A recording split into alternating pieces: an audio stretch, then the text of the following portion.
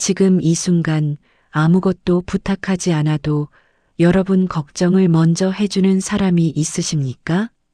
돈이 얼마나 있는지, 집이 얼마나 큰지, 자식이 몇 명인지 그런 게 아닙니다.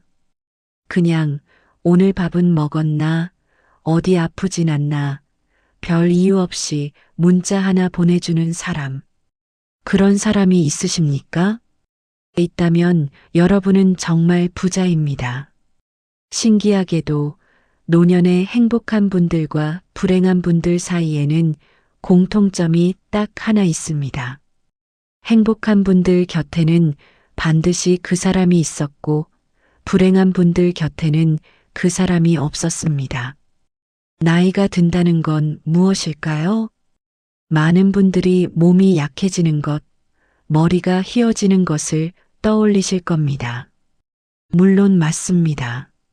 그런데 그것보다 더 무서운 게 있습니다.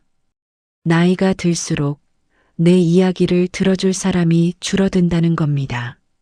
생각해 보세요. 40대까지만 해도 회사에서, 동네에서, 친구들 사이에서 내 이야기를 들어줄 사람이 많았습니다. 직장 동료가 있었고, 술 한잔 기울이던 친구들이 있었고, 함께 아이 키우던 부모들이 있었습니다. 그런데 예순이 넘으면 그 세계가 조금씩 조용해집니다. 퇴직을 하면 매일 보던 사람들과 자연스럽게 멀어집니다. 자식들은 자신의 삶으로 바쁩니다. 오래된 친구들은 하나둘 먼 곳으로 떠나거나 건강이 나빠져 만나기가 어려워집니다. 2024년 보건복지부 조사에 따르면 우리나라 65세 이상 노인 중 약 33%가 일주일에 단 한 명도 만나지 않는다고 답했습니다. 3명 중 1명이 일주일 내내 사람을 만나지 못하고 살아간다는 이야기입니다. 이게 단순히 외롭다는 감정의 문제가 아닙니다. 미국 하버드 의대에서 80년에 걸쳐 진행한 인류 역사상 가장 긴 행복 연구가 있습니다. 그 연구의 결론은 충격적일 만큼 단순했습니다. 건강하고 행복한 노년을 만드는 가장 강력한 요인은 재산도, 학력도, 명예도 아니었습니다. 바로 좋은 관계, 진정한 연결이었습니다. 외로움은 담배 하루 15개비를 피우는 것만큼 몸에 해롭다고 합니다. 혈압을 높이고 면역력을 떨어뜨리고 치매 발병률을 2배 이상 올린다는 연구 결과도 있습니다. 그러니까 노년의 곁에 사람이 없다는 건 건강 문제이기 이전에 생존의 문제인 것입니다. 그렇다면 도대체 어떤 사람이 노년에 반드시 필요한 걸까요? 첫 번째 이야기입니다. 경기도 수원에 사시는 박순자 씨, 올해 72살이십니다. 퇴직 전에는 초등학교 교사였고 아이들을 가르치는데 온 삶을 바쳤던 분입니다. 남편은 68배 심장마비로 갑자기 세상을 떠났고 두 아들은 각각 서울과 캐나다에 살고 있습니다. 남편이 떠나고 나서 처음 2년은 정말 힘들었다고 하셨습니다. 밥을 먹는 것도 귀찮았고 아침에 눈을 떠도 하루를 버텨야 할 이유를 찾기가 어려웠다고요. 그러다 그분의 삶을 바꾼 사람이 나타났습니다. 같은 아파트에 사는 이웃 이정혜 씨였습니다. 이정혜 씨는 65이었고 역시 혼자였습니다. 처음엔 엘리베이터에서 가끔 마주치는 사이였습니다. 그런데 어느 날 이정혜 씨가 조용히 물었습니다. 아침은 드셨어요? 박순자 씨는 그 한마디에 눈물이 났다고 했습니다. 그 간단한 질문 하나가 오랫동안 아무도 묻지 않았던 질문이었으니까요. 그날 이후 두 사람은 일주일에 서너 번 함께 아침을 먹기 시작했습니다. 거창한 이유는 없었습니다. 그냥 같이 밥을 먹는 것뿐이었습니다. 그런데 그 작은 습관 하나가 박순자 씨의 삶 전체를 바꿨습니다. 아침에 눈을 뜨면 이유가 생겼습니다. 오늘 뭘 해 먹을까? 저 사람은 어제 허리가 아프다고 했는데 좀 나아졌으려나 그런 생각들이 생기기 시작했습니다. 박순자 씨는 지금도 이정혜 씨와 함께 지역 도서관에서 아이들에게 책 읽어주는 봉사를 하고 있습니다. 70이 넘어 새로운 목적을 찾은 것입니다. 이 이야기에서 제가 여러분께 드리고 싶은 말씀은 이것입니다. 노년에 필요한 사람은 거창한 사람이 아닙니다.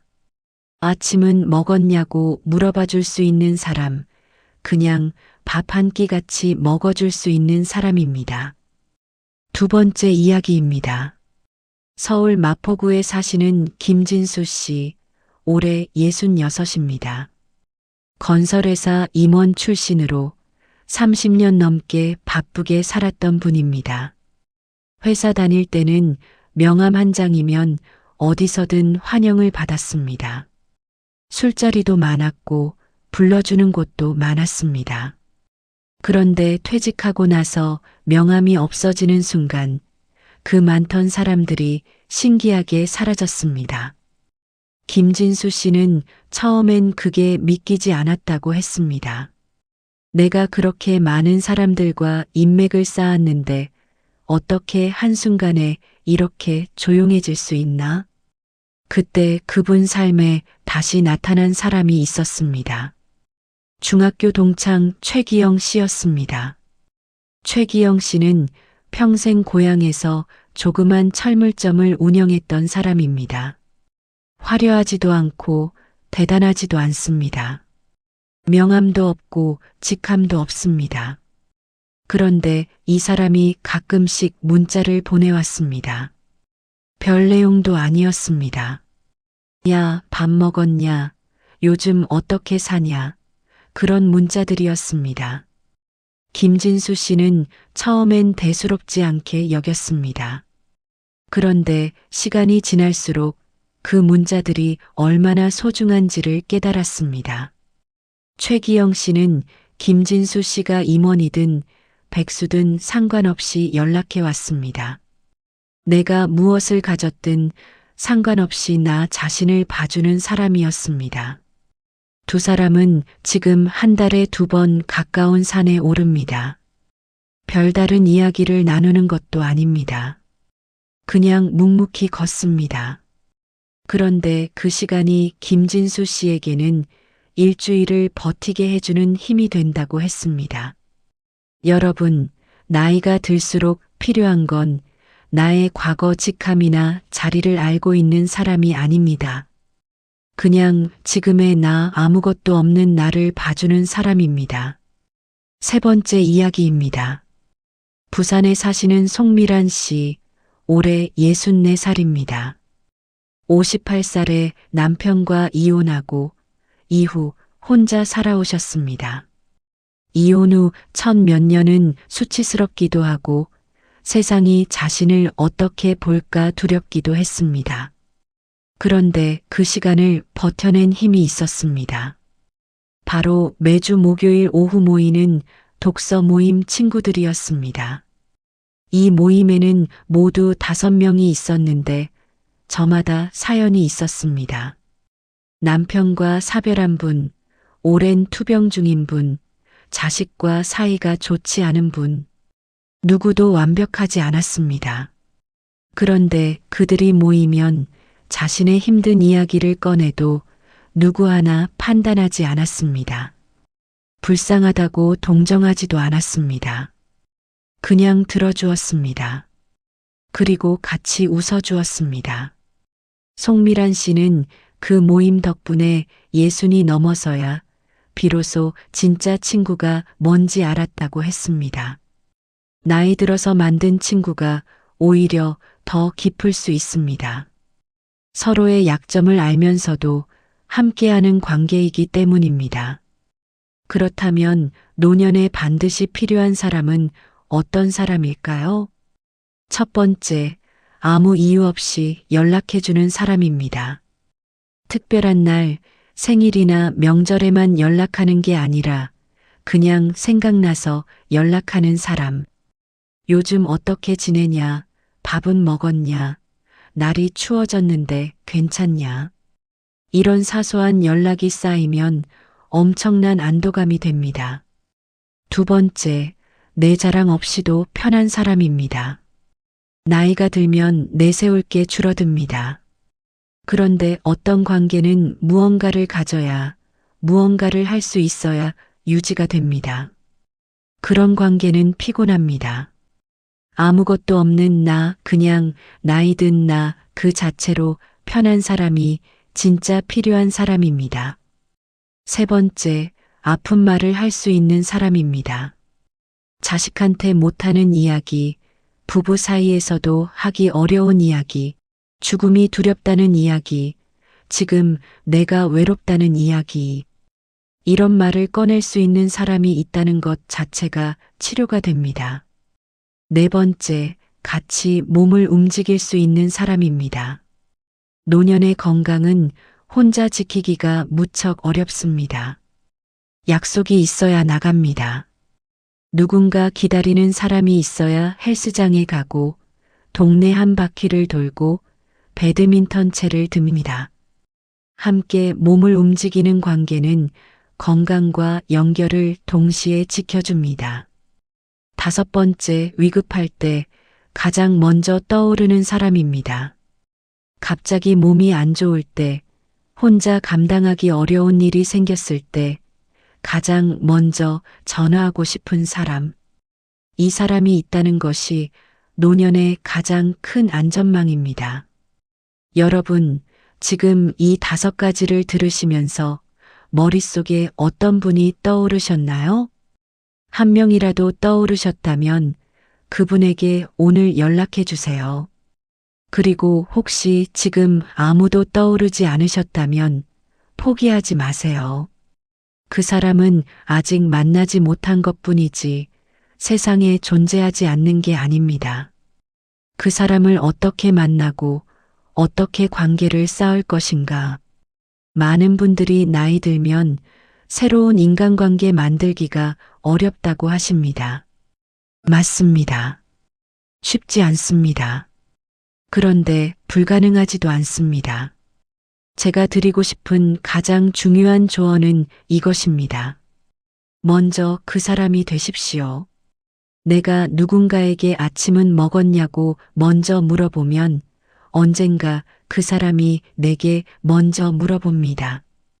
내가 먼저 연락하면 언젠가 상대도 먼저 연락합니다. 내가 먼저 약한 모습을 보이면 상대도 마음을 엽니다. 관계는 받는 것보다 주는 데서 시작합니다. 특히 노년에는 더 그렇습니다. 그리고 기회를 만드십시오. 동네 문화센터, 도서관, 종교 공동체, 봉사 모임, 취미 동호회. 이런 곳들이 지금 여러분 주변에 반드시 있습니다. 처음엔 어색합니다. 당연히 어색합니다.